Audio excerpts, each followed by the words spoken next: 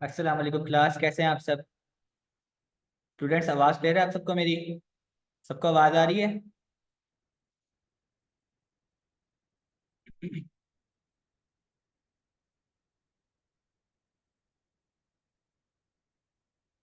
अच्छा जी बेटा, स्टार्ट करते हैं आज का lecture. Physiology chapter number 3, blood. और आज का हमारा टॉपिक है उसमें से ब्लड कोएगुलेशन। ठीक है, ब्लड क्लॉटिंग यानी कि ब्लड कोएगुलेशन। तो स्टार्ट करते हैं। ब्लड कोएगुलेशन का इंट्रोडक्शन देखते हैं सबसे पहले कि ब्लड कोएगुलेशन क्या होता है। तो ब्लड कोएगुलेशन का मतलब होता है क्लॉटिंग ऑफ ब्लड, खून का जमना। ठीक है, मैं हमेशा से बता रहा हूँ कि प्लेटलेट्स का तो फंक्शन होता है ब्लड क्लॉट बनाना, ताकि जो ब्लीडिंग हो रही है बॉडी के आउटसाइड, वहां पे ब्लीडिंग होना खत्म हो और खून वापस अंदर की तरफ बहना स्टार्ट हो जाए। वो है एक माइनर सा क्लॉट जो प्लेटलेट्स काम करता है। लेकिन अगर ब्लड क्लॉट हो जाए किसी और वजह से, किसी और बीमारी से बॉडी के अंदर, ठीक है, तो वो एक सीरियस डिसऑर्डर है, सीरियस डिजीज है। तो आज वही हमारा टॉपिक है, ब्लड कोएगुलेशन। तो ये एक प्रोसेस होता है, लिखा हुआ है clotting of blood is the process of conversion of soluble plasma fibrinogen into insoluble fibrinogen substances. यानी कि वो प्लाज्मा फाइब्रिनोजन जो सोलुबल होता है, वो जब इनसोल्युबल सब्सटेंस में कन्वर्ट हो जाता है तो ब्लड क्लॉट हो जाता है, मतलब खून जमना शुरू हो जाता है। ठीक है ना। फाइब्रिनोजन आपको पता है कि प्रोटीन का नाम है, प्रोटीन प्लाज्मा का नाम है। ठीक है, और जब वो इनसोल्युबल से सोलुबल में आएगा, सॉरी सोलुबल से इनसोल्युबल में, तो ब्लड ब्लड क्लॉटिंग का प्रोसेस स्टार्ट होता है। और इस प्रोसेस को 3 स्टेजेस में बताया जाता है। 3 स्टेजेस होती है बेसिकली, 3 स्टेजेस की। यहाँ पे लिखा हुआ है, नंबर नंबर 1 है the formation of intrinsic and extrinsic prothrombin converting principle. ये प्रोथ्रोम्बिन क्या होता है? ये एक टेस्ट है जो डेली बेसिस पे, रेयर नहीं कह सकते इसको, कॉमन टेस्ट है। जिस तरह सीबीसी हो गया, ईएसआर हो गया, इस तरह ये टेस्ट भी करवाया जाता है। पीटी, पीटी एंड ब्रैकेट में आईएनआर लिखा होता है। कभी किसी ने अगर गौर किया हो, पीटी आईएनआर टेस्ट होता है। PT stand for prothrombin. तो प्रोथ्रोम्बिन जो है वो एक ऐसा टेस्ट होता है जो मेजर करता है कि ब्लड का जो क्लॉट बना है, सैंपल, ब्लड के सैंपल का जो क्लॉट बना है उसको बनने में कितना टाइम लगा है। ठीक है, अगर एक ब्लड का सैंपल है, क्लॉट बनना है उसमें किसी बीमारी की वजह से, तो वो कितने टाइम में बन रहा है और किस शेप, किस नोयत का क्लॉट बन रहा है। ठीक है, और आईएनआर का मतलब होता है इंटरनेशनल नॉर्मलाइज्ड रेशियो। आईएनआर मतलब इंटरनेशनल नॉर्मलाइज्ड रेशियो। ये एक इंपॉर्टेंट बात है, लिखा होता है पीटी और ब्रैकेट में आईएनआर। तो पीटी का मतलब होता है प्रोथ्रोम्बिन। ठीक है, साथ जो ब्रैकेट में आईएनआर होता है, इसका मतलब होता है इंटरनेशनल, और आपका इंटरनेशनल नॉर्मलाइज्ड रेशियो।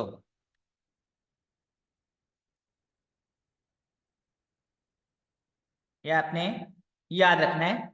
इस टेस्ट का पूरा नाम ये होता है। ठीक है, और उसकी एब्रिविएशन भी मैंने आपको सेंड कर दी है। इंटरनेशनल नॉर्मलाइज रेशियो यानी कि आईएनआर।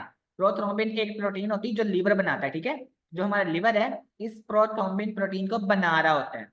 तो जो टेस्ट किया जाता है, इस टेस्ट का मकसद होता है ब्लड क्लॉटिंग के टाइम ड्यूरेशन को देखना, कि हाउ लॉन्ग इट मच, कितना टाइम लगता है क्लॉट बनने में ब्लड का। ठीक है ना, क्लॉटिंग फैक्टर देखना होता है उसका।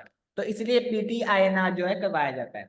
अच्छा, दूसरा पॉइंट है फॉर्मेशन ऑफ थ्रोम्बिन।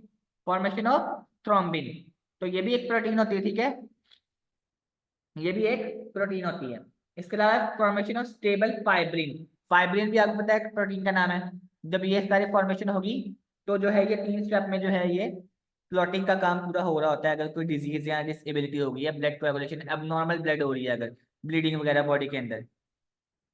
अच्छा जी, अब हम देखते हैं formation of prothrombin activator is initiated by the interplay of 2 mechanism. 2 mechanism के तहत जो है वो प्रोथ्रोम्बिन एक्टिवेट होता है, बॉडी के अंदर इनिशिएट करता है। एक होता है एक्सट्रिंसिक पाथवे, एक होता है इंट्रिंसिक पाथवे। इस टॉपिक का most important question, briefly explain extrinsic and extrinsic pathway of blood clotting.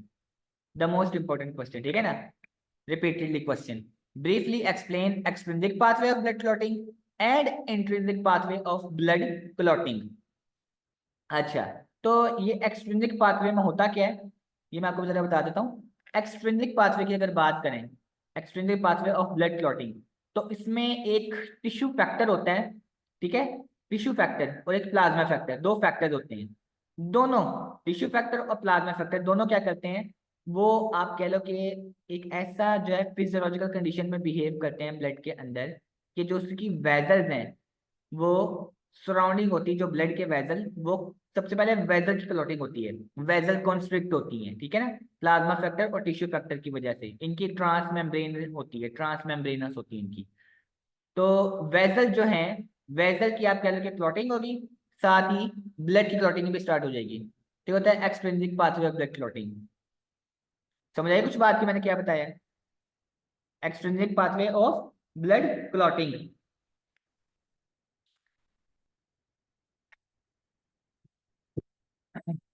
Extrinsic pathway of blood clotting consist होती है टिश्यू फैक्टर पे और प्लाज्मा फैक्टर पे।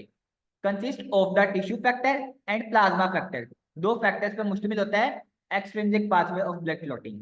जब ये दोनों फैक्टर जो है अपना अपना बॉडी के अंदर काम कर रहे होंगे, फिजियोलॉजी परफॉर्म कर रहे होंगे, तो फिजियोलॉजिकल कंडीशन के अंदर जो टिश्यू फैक्टर है, टिश्यू फैक्टर क्या करता है, ब्लड वेसल के सराउंडिंग में क्लॉट बनाने की कोशिश कर रहा होता है किसी एबनॉर्मल ब्लीडिंग की वजह से।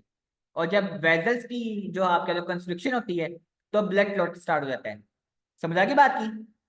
सिनेरियो समझ आया, मैकेनिज्म जो मैंने बताया है, extrinsic pathway of blood clotting. अच्छा जी, चलिए मैं आपको लिख भी देता हूँ, लिख के तो है, फिर आप उसको देखें और हो सकता है आपको समझने में थोड़ा इजी हो जाए।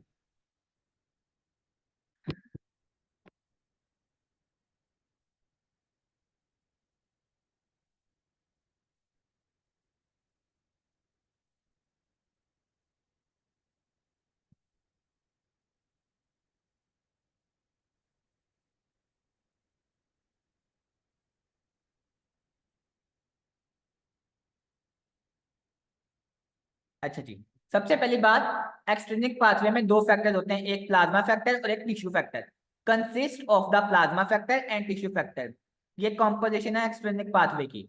जब ये दोनों फैक्टर जो है बॉडी के अंदर फिजियोलॉजी कर रहे होते हैं, मतलब फंक्शनिंग कर रहे होते हैं, काम कर रहे होते हैं, जब ये दोनों फैक्टर, तो किसी एबनॉर्मल बिहेवियर की वजह से जो टिश्यू फैक्टर है, टिश्यू फैक्टर क्या करता है, सेल के सराउंडिंग में जो ब्लड वेजल्स होती हैं उनकी जो है क्लॉटिंग स्टार्ट कर देता है, ब्लड वेजल्स की कंस्ट्रक्शन या क्लॉटिंग कह सकते हैं, ठीक है। ब्लड वेजल की जब आप कह लें क्लॉटिंग स्टार्ट होगी, तो ऑब्वियसली सी बात है कि वेजल्स ने आगे जो ब्लड प्रोड्यूस हो रहा है, ब्लड की भी क्लॉट होना शुरू हो जाता है, ब्लड का भी बहुत ज्यादा एकदम से एक इमीडिएट क्लॉट होता है। तो वो यानी कि कौन करता है, टिश्यू फैक्टर की वजह से होता है, ठीक है ना, टिश्यू फैक्टर की आप कह लो कि एबनॉर्मल फिजियोलॉजिकल कंडीशन की वजह से, एबनॉर्मल फिजियोलॉजिकल कंडीशन की वजह से। आप समझ आई बात की कि extrinsic pathway of blood clotting क्या होता है?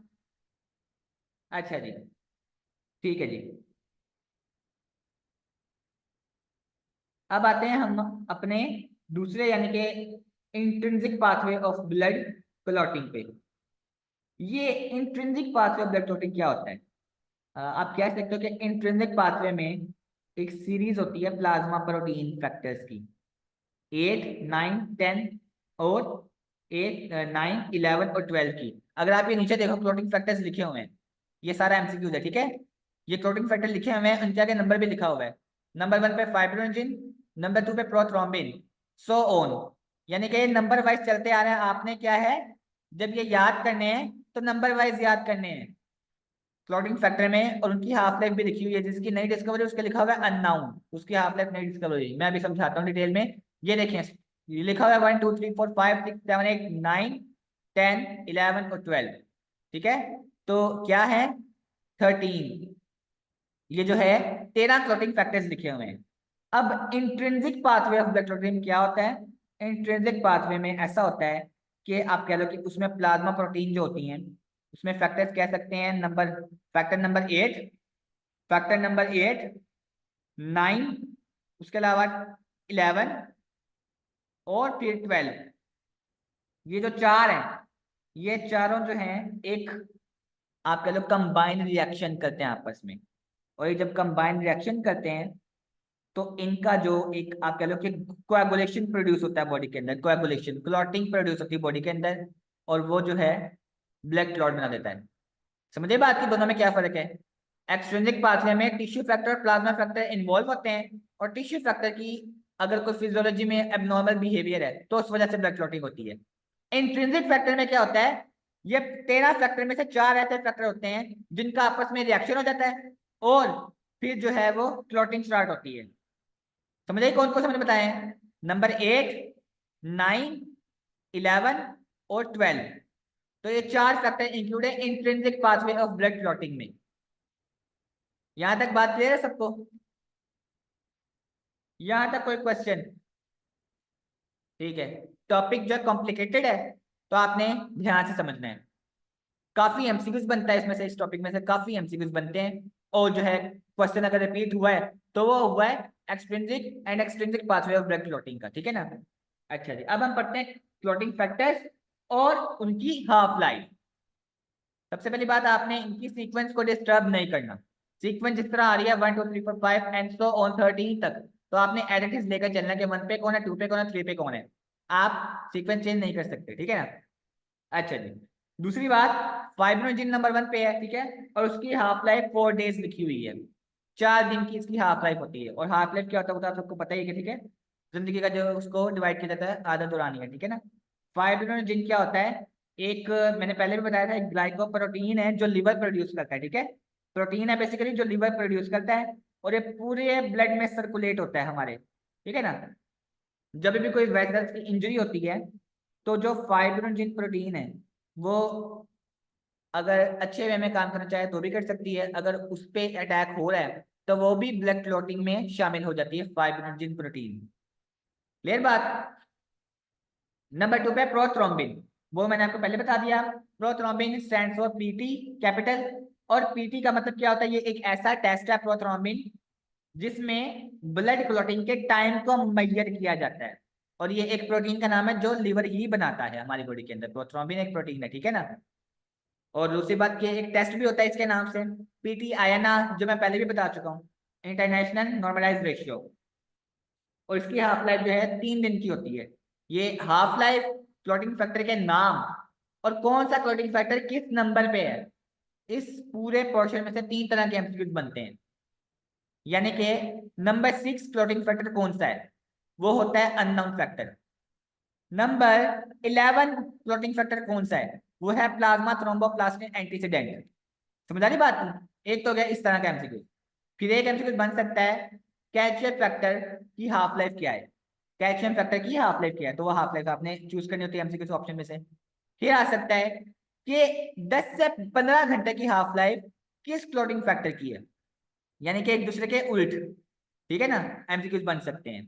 अच्छा जी, हेजमैन फैक्टर जो क्लोटिंग फैक्टर है वो किस नंबर पे आता है, सीरीज में आता है किस पे, तो वो आता है आपको पता है 12 पे, ठीक है ना। इस तरह के एमसीक्यूज बनते हैं, तो आपने इस पूरे जो है कॉलम को अच्छे से याद करना है। क्लियर होगी बात। तीसरा है टिश्यू थ्रोम्बोप्लास्टिन। पहली बात तो टिश्यू थ्रोम्बोप्लास्टिन की जो हाफ लाइफ है वो अननोन है, मतलब अभी तक डिस्कवर नहीं हो सकी कि इसकी हाफ लाइफ क्या है। टिश्यू थ्रोम्बोप्लास्टिन का ये होता क्या बेसिकली, इसको आप कह सकते हो कि टीपीएल भी कहा जाता है शॉर्ट फॉर्म में, टीपीएल। टीपीएल ये एक सेल मेम्ब्रेन से डिराइव किया जाता है, ठीक है। टिश्यू है बेसिकली, सेल की मेम्ब्रेन से इसको डिराइव किया जाता है, और इसमें एक तो टिश्यू फैक्टर होता है और एक फॉस्फोलिपिड का मॉलिक्यूल होता है। इसके अंदर दो चीजें होती हैं, इसके अंदर दो चीजों का एक मिक्सचर होता है, एक फॉस्फोलिपिड और एक टिश्यू फैक्टर, ठीक है ना। फॉस्फोलिपिड यानी कि कोई भी एंजाइम हो सकता है, और एक टिश्यू फैक्टर। तो थ्रोम्बोप्लास्टिन जो है वो सेल मेम्ब्रेन से डिराइव किया जाता है, सेल मेम्ब्रेन से डिराइव किया जाता है। दूसरी बात यह कि इसकी शॉर्ट फॉर्म टीपीएल है, और इसमें मिक्सचर होता है एक फॉस्फोलिपिड का और एक टिश्यू फैक्टर का। क्लियर। नेक्स्ट है कैल्शियम फैक्टर। तो कैल्शियम फैक्टर का अच्छा टिश्यू थ्रोम्बोप्लास्टिन का जो है फंक्शन भी आप लिख लें। इसका रोल क्या होता है, ये एक्टिवेट करता है ब्लड क्लॉटिंग को, सिस्टम को, बाइंडिंग के जरिए। किस बाइंडिंग के जरिए, प्लाज्मा प्रोटीएज वगैरह जो होते हैं, प्रोटीएज एंजाइम जो होती है उसको एक्टिवेशन करता है, ठीक है ना। Activates blood clotting system by binding plasma protease enzyme. Activates blood clotting system by binding plasma proteases enzyme. Tissue thromboplastin का मैं रोल और फंक्शन बताना चाह रहा हूं। TPL, tissue thromboplastin, it activates the blood clotting system by binding the plasma proteases enzyme। अच्छा जी, number 4 पे हमारा क्लोटिंग फैक्टर है कैल्शियम फैक्टर। ये कैल्शियम फैक्टर क्या होता है? कैल्शियम फैक्टर, पहली बात तो ये है कि नंबर 4 है, ठीक है, हमारा क्लोटिंग फैक्टर। कैल्शियम आपको पता है एक हमारी बॉडी के लिए मोस्ट इंपॉर्टेंट न्यूरो ट्रांसमीटर के तौर पे भी काम करता है, मसल कॉन्ट्रैक्शन करवाता है, इसके अलावा ब्लड कोएगुलेशन भी करवा सकता है, ठीक है ना। कैल्शियम आपको पता है बॉडी में कितनी जो है जरूरत होती है कैल्शियम की। अच्छा, तो कैल्शियम फैक्टर का जो है हाफ लाइफ वो भी अभी तक स्टिल डिस्कवर्ड नहीं हो सकी, ठीक है। आगे नंबर 5 है। अच्छा, मैं टिश्यू थ्रोम्बोप्लास्टिन का फंक्शन रिपीट कर रहा हूँ, सुन लें। TPL, tissue thromboplastin, it activates the blood clotting system, it activates the blood clotting system by binding to plasma protease enzyme, by binding to plasma protease enzyme, it activates the blood clotting system by binding to plasma proteases enzyme। अच्छा जी, next हमारा number 5 है labile factor नाम का एक clotting factor है, ठीक है। ये सारे क्लॉटिंग फैक्टर है। नंबर 5 पे है लेबाइल फैक्टर। लेबाइल फैक्टर क्या होता है? लेबाइल फैक्टर का एक और नाम भी होता है प्रोएक्लेरिन फैक्टर, ठीक है ना। ये मैं आपको जो है सेंड कर रहा हूँ, ये आप नोट कर लीजिएगा, प्रोएक्लेरिन फैक्टर।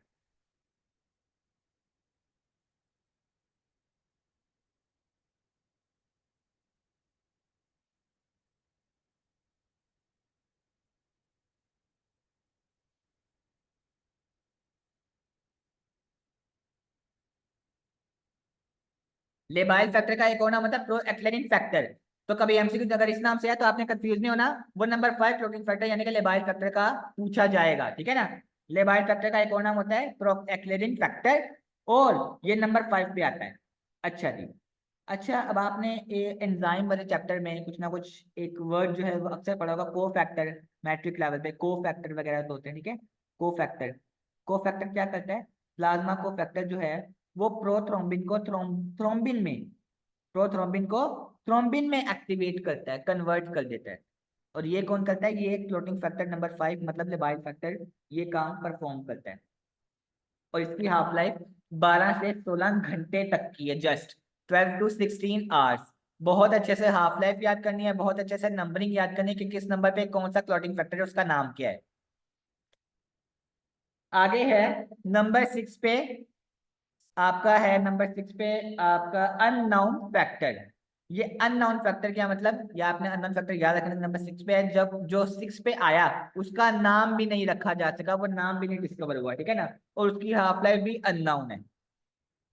नंबर 7 पे स्टेबल फैक्टर आता है। ये स्टेबल फैक्टर क्या होता है? डेफिनेशन लिख लें, ये coagulation factor formed in the kidney.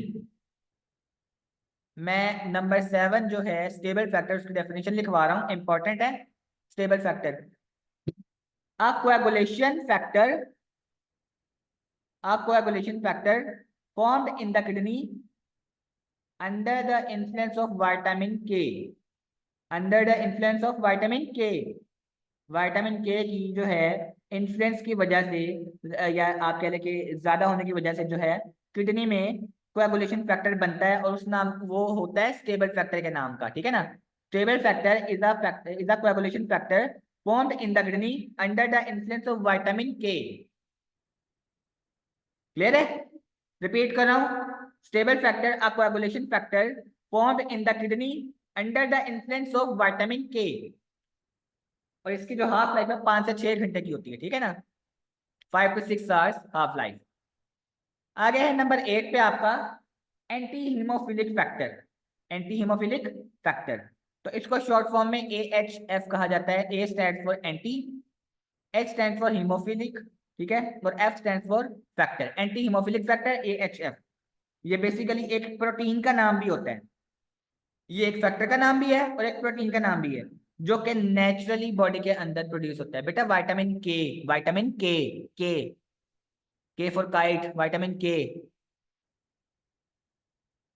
अच्छा जी, तो एंटी हीमोफिलिक फैक्टर क्या होता है? ये एक फैक्टर का नाम भी है, ब्लड क्लॉटिंग फैक्टर का, और एक प्रोटीन का नाम भी है, जो नेचुरली कुदरती बर्थ में या फिर बर्थ के बाद जो बॉडी के अंदर प्रोड्यूस हो जाती है, ठीक है ना, बॉडी के अंदर बन जाती है।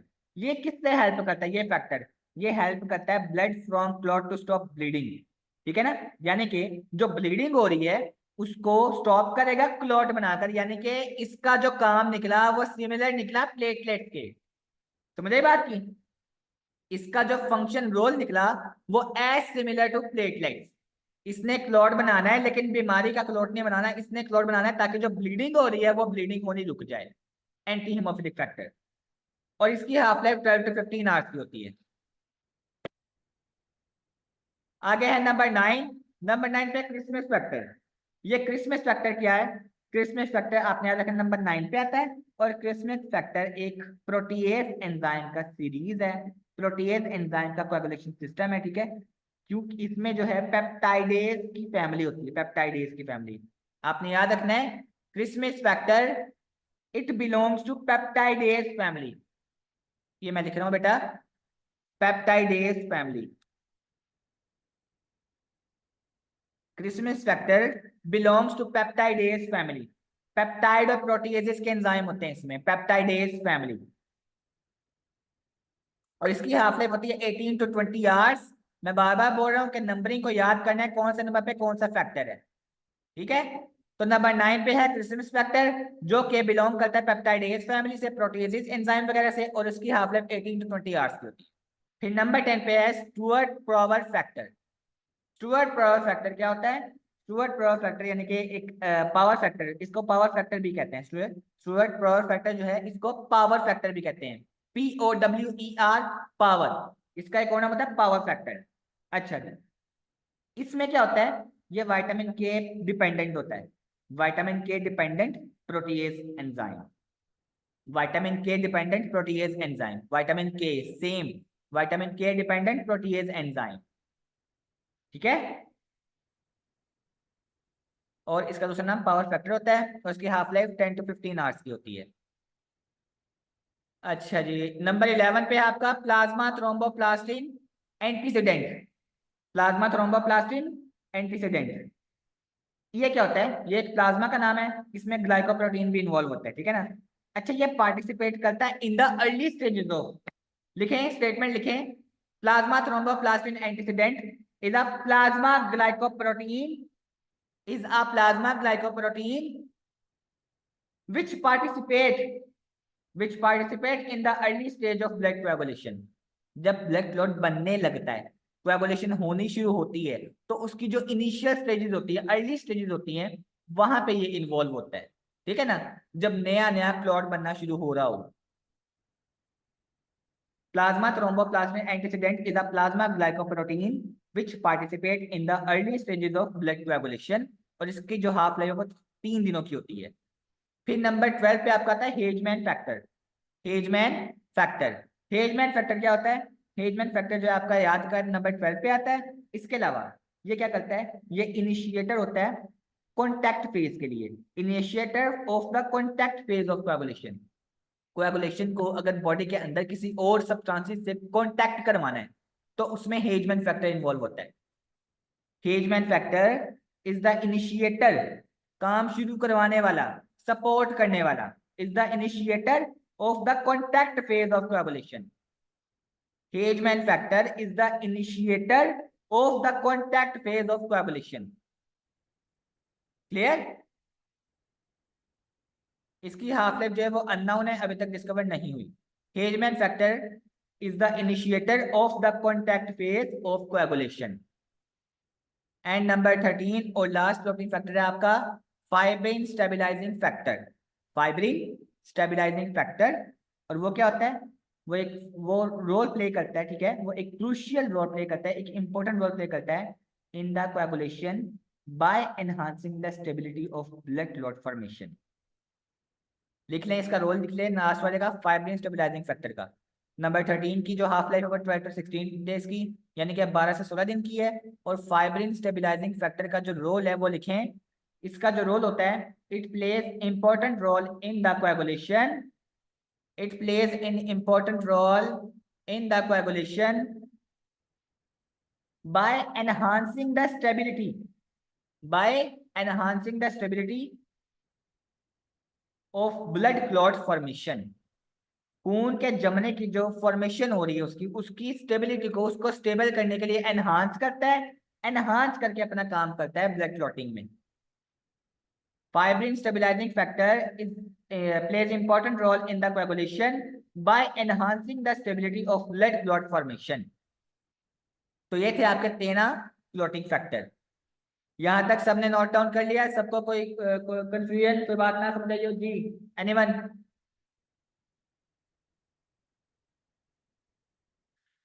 बेटा fibrin stabilising factor plays important role in the coagulation, plays important role in the coagulation by enhancing the stability, by enhancing the stability of blood clot formation।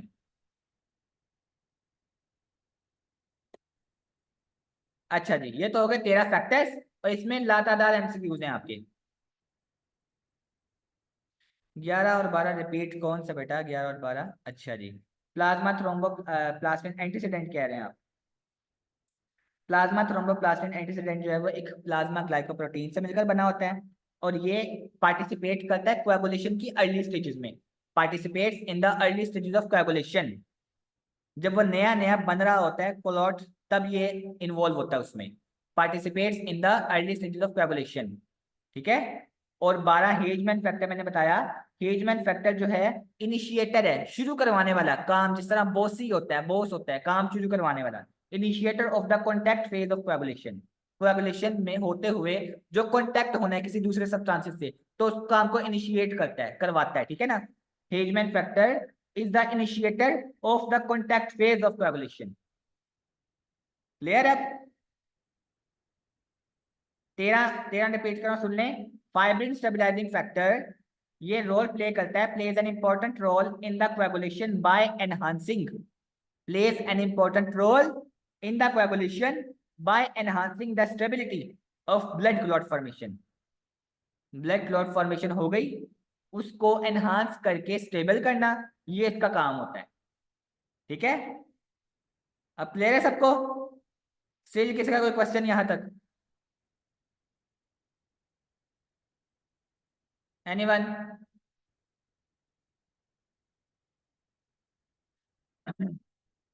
जी बेटा यहाँ से तो आपके लातादार एमसीक्यूज बन गए।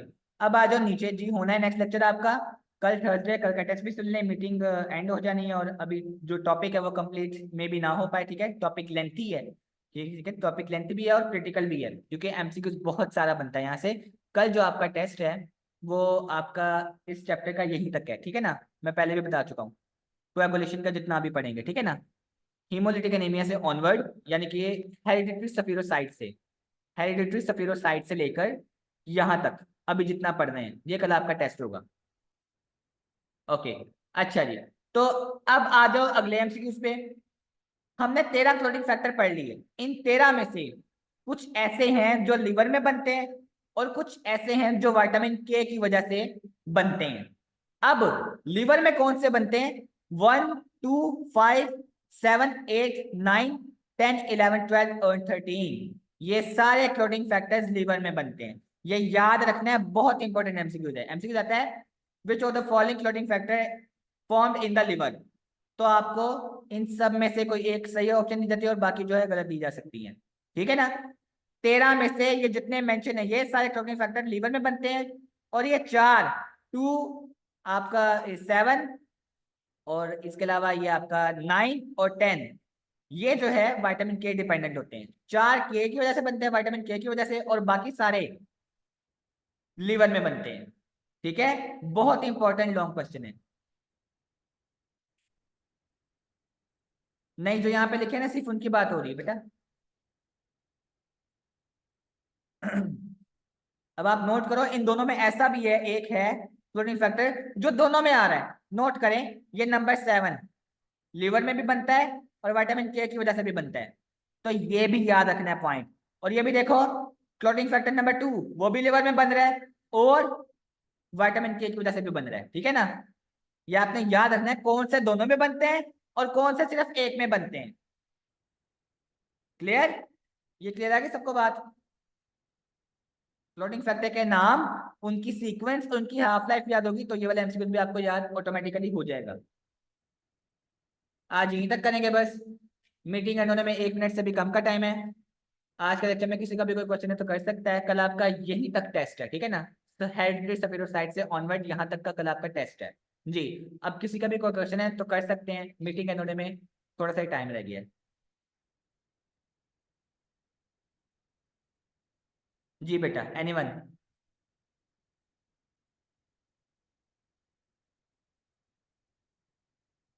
चलो ना करो, ब्लड कोएगुलेशन ना करो, बोल इससे पहले तक कर लो, ठीक है।